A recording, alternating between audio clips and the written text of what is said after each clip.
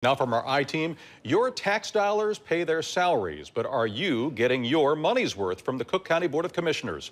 Our I-Team in the Chicago Sun-Times finding out who's missing meetings. Consumer investigator Jason Knowles caught up with the commissioners. Jason? Allen County commissioners make about $85,000 a year, but for most it's part-time. They're allowed to have other jobs. The I-Team in the Sun-Times wanted to know who's missing meetings. We found some commissioners won't be getting any gold stars for their attendance. Taxpayers getting their money's worth. Absolutely, absolutely. 10th District County Commissioner Bridget Gaynor is defending her attendance record. We've had tremendous results since I've been here. I'm sure my attendance isn't perfect. I'm juggling like every other working mother, and so I'll keep doing that. But records show she's missed the most meetings when compared to all other commissioners. Like many of them, Gaynor has another job. Hers is the head of public affairs at Aon. Does your other job affect your meetings? Not even a little bit, not even a little bit.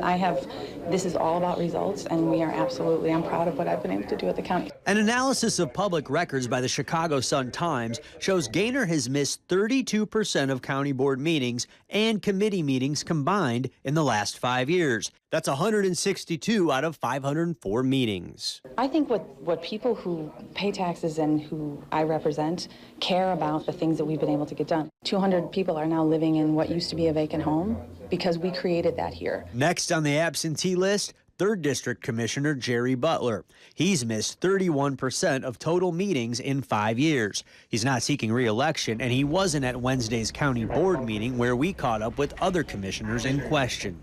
12th District Commissioner John Fritchie missed 29% of all board and committee meetings in the last 5 years. That's 134 out of 469 meetings. I think I've gone above and beyond for the constituents, as I always have. My staff knows.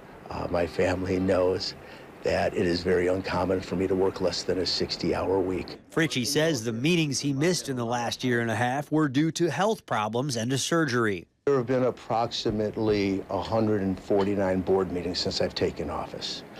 I have missed 9 of those. 4 of the ones that I missed were last year and late 2016.